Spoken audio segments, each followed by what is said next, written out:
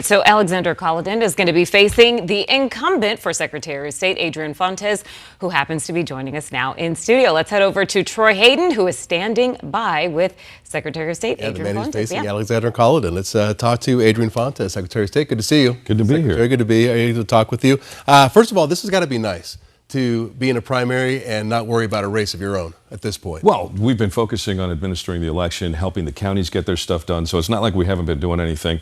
Moving forward, I get to do the thing that I've done with integrity in the past, right? Run the election and run a campaign at the same time.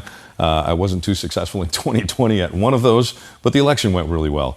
In 2024, while I wasn't on the ballot, we really helped the counties through some really difficult times in the whole state. Remember, we had 15 bomb threats on election day in 2024, and so we had the command and control over communicating with folks and coordinating between law enforcement and responders and investigators and the counties.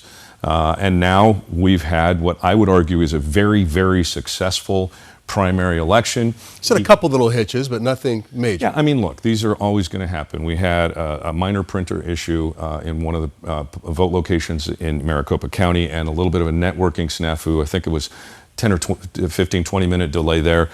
There was some flooding up in Navajo County. We always have to deal with the weather. Yeah. But I remember one time when I was the county recorder, we had rented out a golf school to use as a polling location, and the owner of the golf school locked out the golf school the night before. Wow. All our ballots, all of our equipment, everything was locked in. And I was threatening to go down there with a sledgehammer to open it up, but Sheriff Penzone at the time, he said no.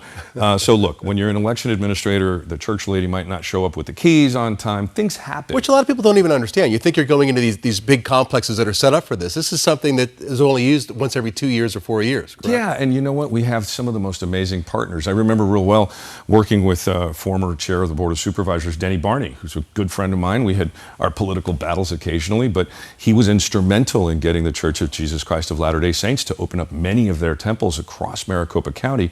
So this is like everybody, all hands on deck on the election administration side. Even in Maricopa County, the Board of Supervisors, after we got a new law in Arizona to help process things quicker, I'm sure we'll talk about that, they put the money forward so we could get the resources. They're going to have folks working all through the night into a third shift, which we wanted. I think Stephen Richer also wanted when he was recorder. Now they have the funds to do it. So we might even see quicker results. Again, you'll see politicians sometimes bickering at the top out there in the open, but really when it comes down to it, it is those professionals on the ground, the folks at the polling places and the vote centers, the retired teachers, the veterans, temporary workers, seasonal workers. They're the ones that take care of our democracy. They're the ones that take care of our elections. They're the ones that we've been trying to protect from the rumors and innuendos and lies. So it is a team effort, and I'm really proud of the work that the entire election family in Arizona did tonight. All right, let's talk about your race, Alexander Kolodin. You're facing him now that you know that. What are your thoughts on that? Well, I mean, here's a guy who was sanctioned, by the Supreme Court for lying to the court. He was also forced to take remedial ethics classes because of this. He's pro-pipe bomb. He's pro-pipe bomb. Oh, yeah. Look at his record. And this will come out during the campaign. I don't want to kind of do too many spoilers here, but at the end of the day, you've got a guy here who wants to kill ballot by mail.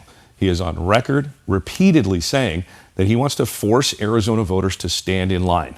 Now, let's look at that for a second. Yeah, and I know how you popular vote by it is mail. here. I vote by mail. Really do enjoy voting by mail.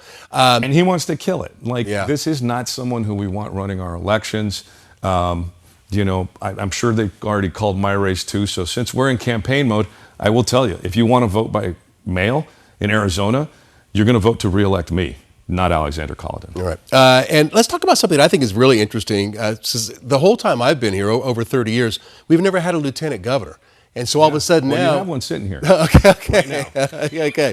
So, I mean, how do you think that's going to impact the governor's race here? It looks like it may be Andy Biggs. Yeah, just so we're clear, we do have a lieutenant governor. It's the Secretary of State. We've seen that succession happen many times in this state. And if, God forbid, anything had happened to Governor Hobbs while I was the secretary during this term, I would have become the governor. But now we're going to have a lieutenant governor. The voters decided a little bit back that the governor will pick a running mate, and those two will run as a ticket. and they will move forward. Which is interesting, like a president, vice president. So, That's and exactly right. that person theoretically could affect the ticket, right? Or is it, Oh, and they should affect the ticket. I mean, you're talking about two candidates that are very different. You know, you've got someone who's really kind of held steady, and then you've got a guy who wanted to overthrow an election in January 6th in the form of Andy Biggs. Who they pick is going to help define who they are as a leader. And I think it's really important that we look to the lieutenant governor picks to see how they're going to help the campaign, and then ultimately how they're going to help these folks govern the state on behalf of all of us. So I think judgment, temperament are going to be more important in my view than just sort of popularity. But there is, you know, there's always that fundraising aspect. There's a lot of these other things that are going to have to be taken into account. And we're all just kind of on pins and needles waiting to see who these two folks are going to pick. That should happen soon.